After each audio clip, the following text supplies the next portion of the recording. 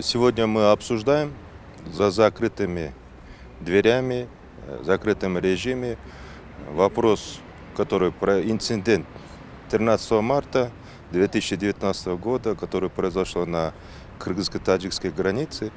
Ну, вопрос касается это по анклаву Варух.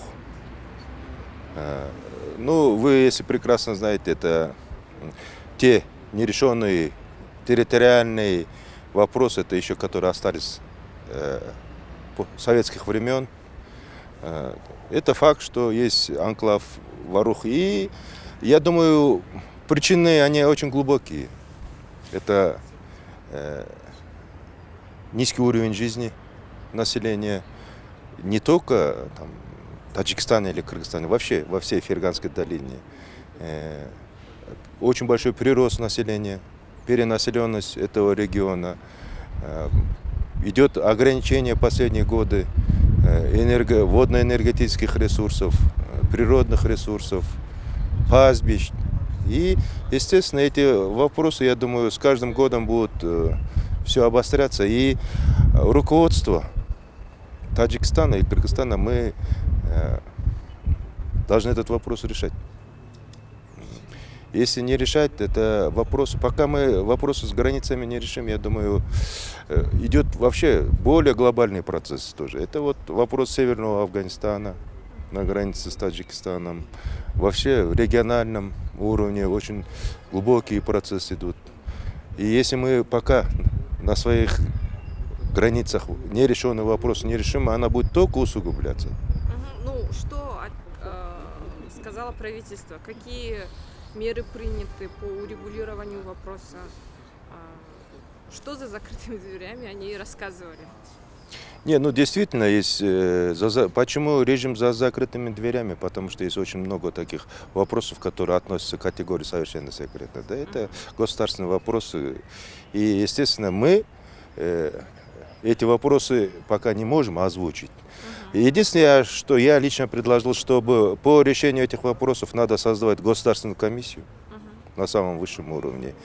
И путями паритетного дипломатического решения с государством, соседним государством эти вопросы надо решать нам. Во-первых, какие упущения с нашей стороны были? Да? 65% из всех, ну, если взять наших трудовых мигрантов, это относится к Баткенской области. Раз, это внутренняя, внешняя миграция.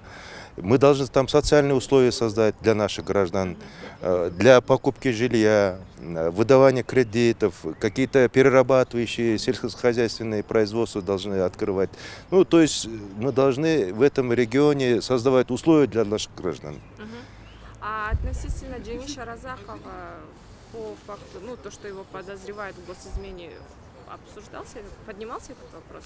Ну, этот вопрос поднимался. Ну, вы знаете, это причинами могут быть разные, понимаете, да?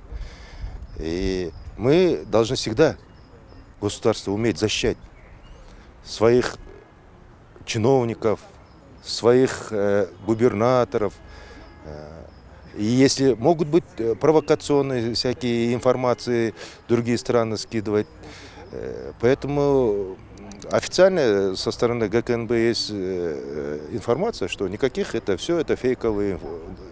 То есть они дали исчерпывающий ответ, что нет такого факта, да, со стороны Джениша Парпиевича? Такого факта нет.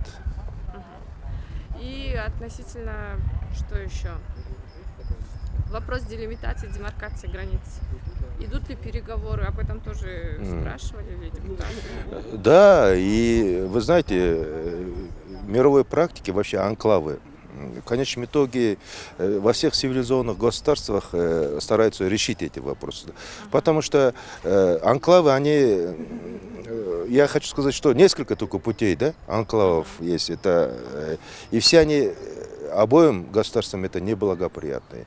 Анклавы чем заканчиваются? Анклавы заканчиваются они аннексиями. И есть еще один путь, это обмен территориями. Да. Есть еще другие, более такие милитаристические пути. Я думаю, мы с братским народом Таджикистаном договоримся, и в паритетной основе мы этот вопрос решим. Кто присутствовал на заседании со стороны правительства? Со стороны Нет? правительства присутствовал сам премьер-министр. Да. Мгм. И все... И весь кабинет министров, да. Все, спасибо. После обеда продолжится, да? Или... Да, сейчас продолжится.